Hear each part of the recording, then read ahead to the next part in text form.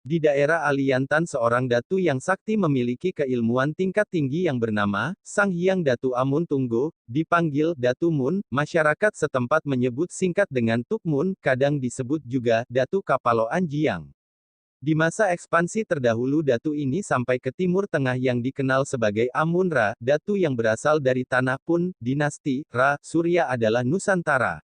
Datu Amun, berputra Amun Tungga, berlokasi di Bukit Keramat ditandai dengan batu besar yang saat ini sudah tumbang dan terkubur tanah. Datu Amun Tungga atau masyarakat dahulu sebut Tuk Amun, lokasi saat ini berada di sekitar jalan arah ke RRI dekat jembatan yang disebut dengan Jembatan Batu Anjiang, adalah julukan populer dari ayahnya.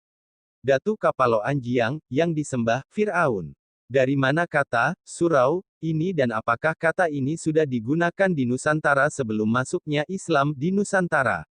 Berdasar pada Kamus Besar Bahasa Indonesia kata surau adalah surau en tempat rumah umat Islam melakukan ibadatnya, mengerjakan salat, mengaji, dan sebagainya, langgar. Kata surau ini sudah ada di Nusantara sebelum masuknya Islam di Nusantara. Kajian dan telaah ini membuktikan bahwa situs-situs juga kerajaan di Nusantara sebelum Islam masuk ke Nusantara adalah bukan Hindu, Buddha, seperti tertulis di buku-buku sejarah selama ini ada. Literasi teks kata, surau, terkadang disebut, suro, istilah suro sebagaimana yang telah dipahami oleh mayoritas masyarakat Islam, adalah bulan Muharram. Muharram adalah bulan yang telah lama dikenal sejak pra-Islam, kemudian di zaman Nabi hingga Umar ibnu Khattab diresmikan sebagai nama bulan dalam penanggalan Islam.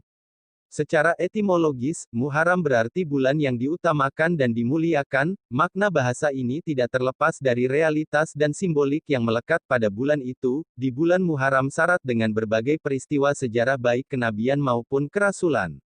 Merupakan momentum sejarah yang syarat makna karena berbagai peristiwa penting dalam proses sejarah terakumulasi dalam bulan itu. Peristiwa penting terkait dengan Suro atau Muharram. Diterima taubatnya Nabi Adam Nabi Idris memperoleh derajat luhur atas sikap kasih sayangnya terhadap sesamanya.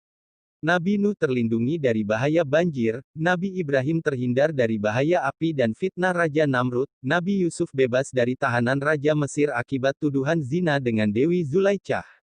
Nabi Yakub sembuh dari penyakit mata karena menangisi anaknya Yusuf yang telah lama menghilang, Nabi Yunus keluar dari perut ikan, Nabi Sulaiman memperoleh istana indah, Nabi Daud disucikan dari segala dosanya, Nabi Musa selamat dari kejaran Firaun, Nabi Muhammad SAW memperoleh Al-Quran. Di kadatuan sebelum dan sesudah disebut, Srivijaya, di masa Islam yaitu sebelum abad ke-7 yang mempunyai kota yang disebut Kota Suci, area zone utama inti di Kota Suci Kadatuan 16,7 hektar luas Kota Suci radius 220 km pemerintahan berpusat di Bukit Katangka, dengan wilayahnya ditandai Koto, yang memakai angka. Pusat puja, yang berbenteng tanggul tanah tinggi 3 meter dalam radius 7,5 km, bukan dinding bata yang hanya setinggi 1,2 meter dan luasnya hanya beberapa meter persegi saja, hingga kini terpublikasi rancu menjadi Candi Muara Takus.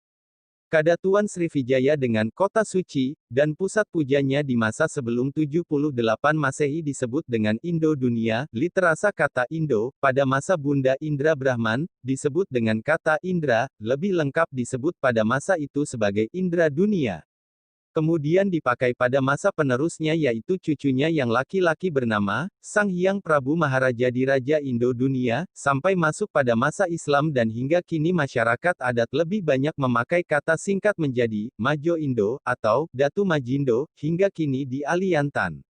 Di daerah Aliantan adalah gerbang utara kota suci ada datu yang disebut Datu Majo Indo, disingkat menjadi Datu Majindo, yang termasuk dalam persukuan utama dari garis keturunan Priyatra Indra Brahman, yaitu Caniago, diambil dari nama Chandra Nago. Datu Majo Indo, disingkat menjadi Datu Majindo, yang bertugas sebagai penjaga keamanan area dalam setelah gerbang utara yang bergelar Sang Hyang Datu Panglimo Campo, bersimbol dengan macan hitam. Kampung atau desa yang bernama Mome Muara Mahek, yang saat ini tenggelam oleh air waduk PLTA adalah pintu gerbang kedua untuk masuk ke area kota suci di pusat Kadatuan. Literasi kata Mahek adalah sebutan masyarakat setempat ini adalah berasal dari kata Mahe, Maha. yaitu agung, terpahat di relief dinding dasar Borobudur yang kini ditutup yaitu teks literasi kata, Mahecakya. Cakya adalah saka. Inilah pintu gerbang yang khusus dilewati para pembesar dan cendekia untuk masuk ke kota suci menuju pusat puja. Pintu masuk gerbang utara kota suci, di area yang kini disebut Aliantan adalah berawal dari gabungan dua kata Arya dan Tantra. Masyarakat lokal di sekitar Kadatuan dalam dialek asli atau bahasa asli tidak terbiasa menyebut huruf R.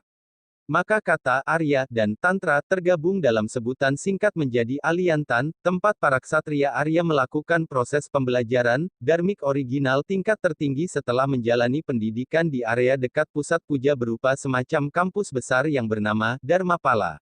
Dari sinilah para peziarah Tiongkok belajar, mereka menyalin kitab dan membawa dharmik original ke negerinya, bukan membawa Buddhism, lalu disebarkan ke Nusantara, seperti terpublikasi saat ini dan Palembang adalah salah satu tempat pembelajarannya, jadi Kampar 13 Koto juga Palembang bukan pusat ajaran Buddha di masa lalu.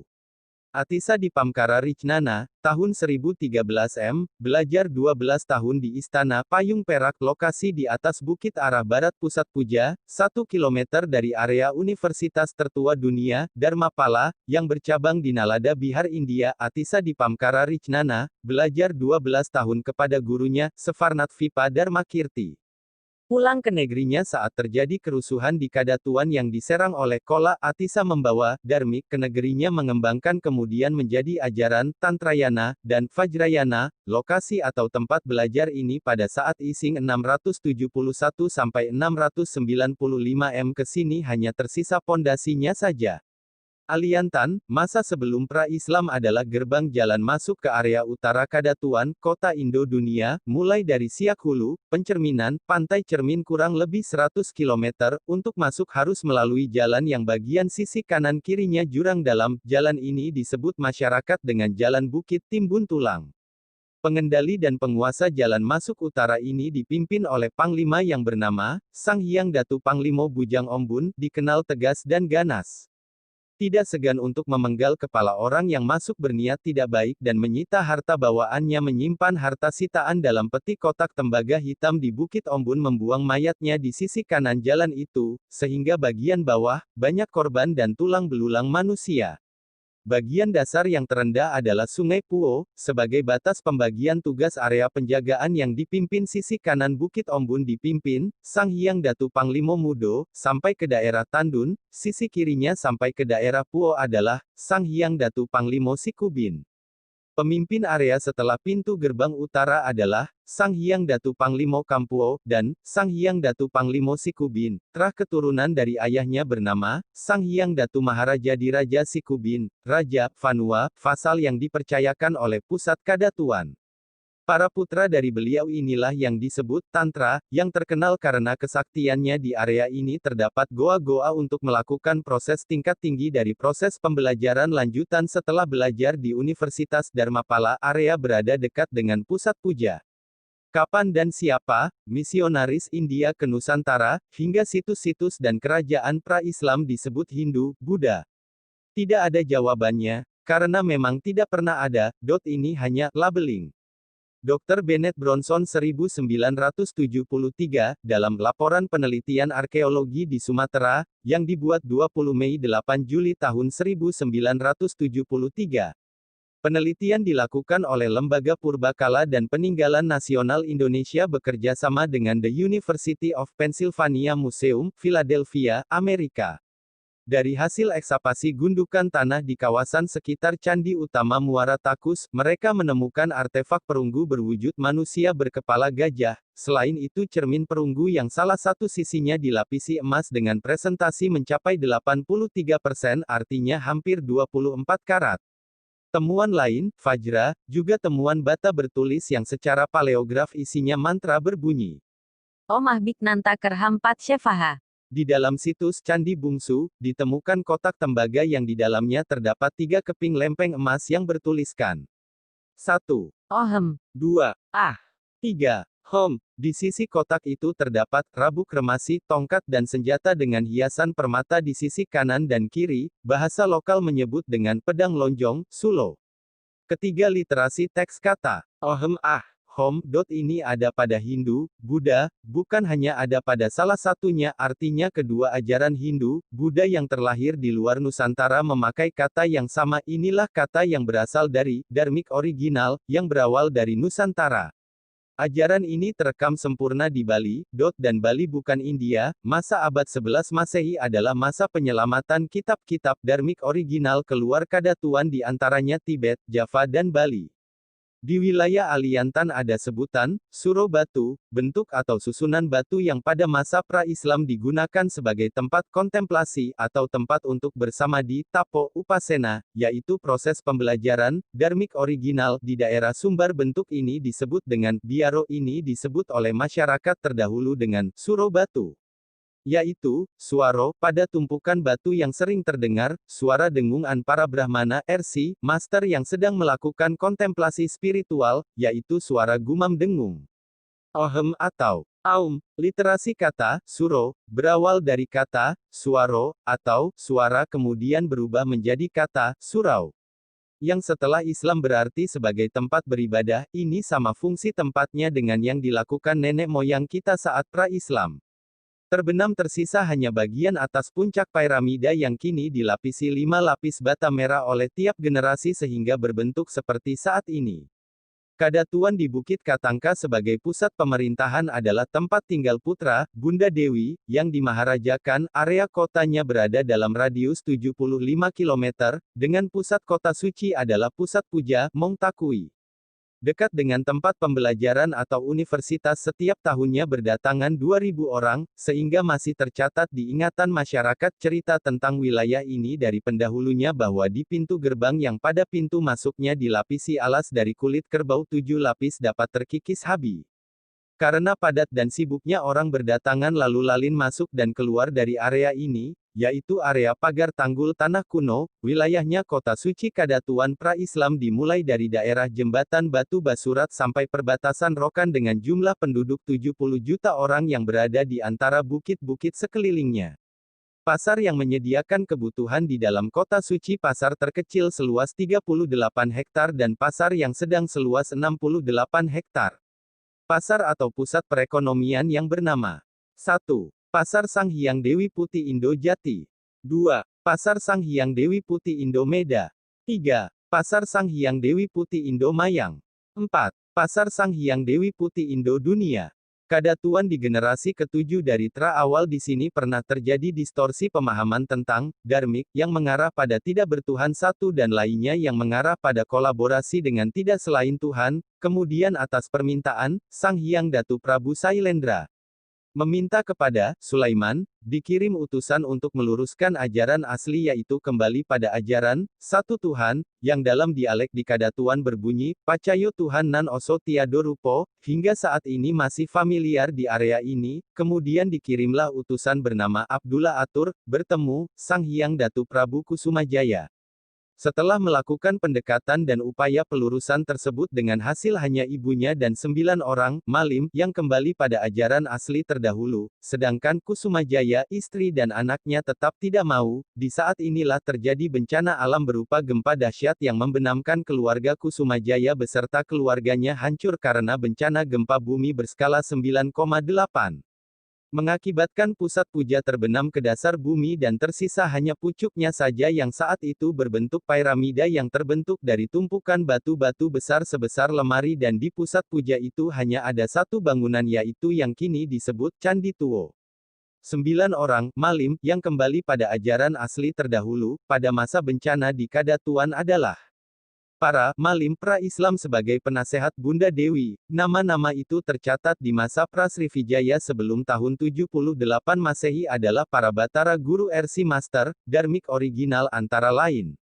Malim Budi Simarlombu, di perbukitan Simarlombu sudut timur Sumut dekat Sumbar terdapat telaga biru, disinilah tinggal Batara Guru, Brahman, RC, Malimbu. Malim Leman, di lokasi Gunung Tua, Padang Lawas, generasinya, Maboru, di Marga Hasibuan. Malim Deman, di Pekan Tua Pekanbaru. Malim Bandaro, Sang Hyang Prabu Datuok Bandowo, di Maek. Malim Bunda Ratu Putih, di Setuju Banda dalam Luwak 50 Si Bungsu. Malim Saidi di Batang Kapur. Malim Tintin atau Malim Bongsu di Kampar. Malim Putih di Pagaruyung, Pariangan di generasi ketujuh dari garis keturunan inilah terlahir Kesultanan Pagaruyung. Di masa pra-Islam para datu ditandai dengan warna dalam berpakaian di antaranya merah untuk Panglima, hijau untuk Hulu Balang. Di Jafat Vipa pada masa yang berbeda dengan dua nama yang sama yaitu, Sang Hyang Datu Prabu Sailendra, orang yang dituakan adalah Aji Soko. Pada masa penyerangan oleh Kola ke Kadatuan ada Datu Soko bernama Kusumajaya, yang mengenal sekali Kadatuan karena ini tempat belajar beliau dari Singosari yang ikut bersama Aditya Warman, dalam ekspedisi, Pamalayu, menyerang Kola.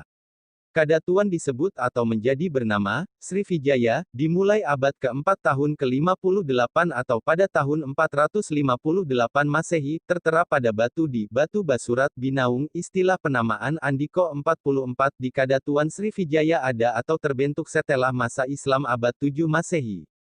Sedang sistem matrilineal atau matriarkat yang ibu, bundo sebagai pemegang kekuasaan dalam Kadatuan, Kahara Datuan adalah istilah-istilah di Kadatuan Srivijaya sudah digunakan lama sebelum masa pra-Islam. Sistem kekuasaan pemerintahan Kadatuan, si pemilik kekuasaan disebut dengan kata, si ompunya, si pemilik. Sebutan ini di Minangkabau Sumbar disebut dengan Bundo Kanduang, Tuan Gadieh. Di hilir yang kini terpublikasi, Melayu, disebut dengan kata, puan atau empuan. Dalam sistem pemerintahan, matrilineal, matriarkat di pusat Kadatuan kata, si ompunya, si pemilik. Masa pra-Islam dikenal dengan Bunda Dewi, salah satu di antara nama adalah, Sang Hyang Dewi Putih Padma. Nama ini terekam pada nama sungai di areal situs yang dahulu berfungsi sebagai tempat pemandian para pelajar, Brahman pra-Islam yaitu Sungai Ohem Padma Dewi, atau Sungai Ompama, hingga kini masyarakat sekitar masih sebut dengan Sungai Ampamo.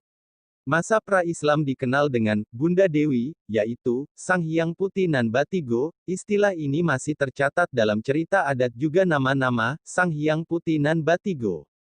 Mereka antara lain: 1. Sang Hyang Putih Tuo. 2. Sang Hyang Putih Tonga. 3. Sang Hyang Putih Bungsu. 1. Sang Hyang Putih Tuo, mempunyai nama, Sang Hyang Dewi Putih Sangka Bulan, bangunannya berada di Pasaman Timur, Gunung Tua, Aceh.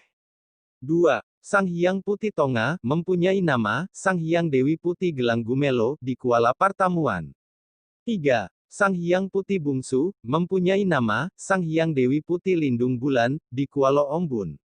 1 tahun sekali di masa kejayaan mereka bertiga kumpul di pusat dan dibangunkan pusat puja pra-Islam bernama, Mongtakui, setelahnya, Muotakui, kemudian menjadi rancu setelah penjajah hingga kini menjadi, Muara Takus. Kerancuan ini berlanjut dalam istilah selanjutnya yaitu kelompok yang menganggap dan menamakan diri yang menyebut sebagai suku, Melayu, memberi nama, Muaro Takus, yang menyebut sebagai, Minangkabau, memberi nama, Muaro Takui. Kata Takus adalah nama sungai saat ini yang panjangnya 35 km dahulu disebut dengan Sungai Tiwik oleh masyarakat sekitar. Ini adalah sebutan singkat untuk kata Pertiwi, yang berasal dari penamaan pra-Islam Bunda Dewi Partivi. Di sini tidak ada situs.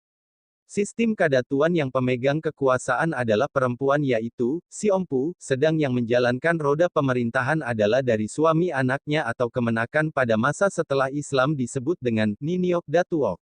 Hingga saat ini dalam menjalankan mengemban tugas Kedatuan Pucuk, Niniok Datuok didampingi oleh beberapa orang, Datu, yang bekerja sesuai tugas dengan sebutan.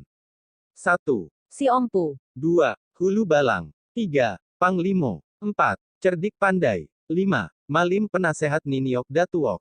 Nama Kato Tuo, di pusat Kadatuan yang kini berada di 13 Koto Kampar ada sejak masa awal masuknya Islam dari, Malim Putiah, Kato Tuo, nama awal disebut, Kako Nan Tua, yang dikenal, Sobai Nan Alui, kemudian terpublikasi, Sobai, dari kata, Sobariah.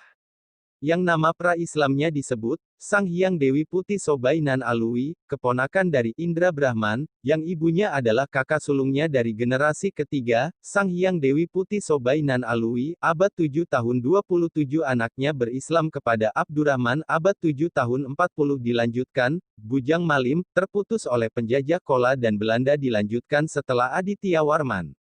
Lantigo, di Kampar kini disebut Desa Muara Takus, The Grut sebut, Lantigo, tertulis Alahan Tigo, ditafsirkan di dekat bukit, 1889 tertulis di Tambo, dengan, Muaro Takui, pada tahun-tahun 1882 sampai tahun 1889 Yazerman membuat gambar denah pelatar depan Candi Tuo, Mahligai Stupa tahun 1921 sampai tahun 1922 YR Krom. Tapi keadaan saat ini pelatar Candi Tuo sudah tertimbun tanah yaitu saat 17 utusan para datu sebagai negosiator dibantai dibunuh dan dibakar lalu ditimbun begitu saja di atas pelatar Candi Tuo dan sampai saat ini tempat itu terpublikasi sebagai tempat kremasi, begitu juga pelatar Candi Mahligai Stupa yang di atasnya dibangun Candi Bungsu. The Grut meneliti, menggambar dan menulis tanpa melabeling objek yang diteliti, seperti kalimat yang tertulis di ujung kertas laporannya. Saya tidak membuat penilaian apapun atas yang disampaikan dan gambar tersebut memiliki nilai untuk pengetahuan kuno.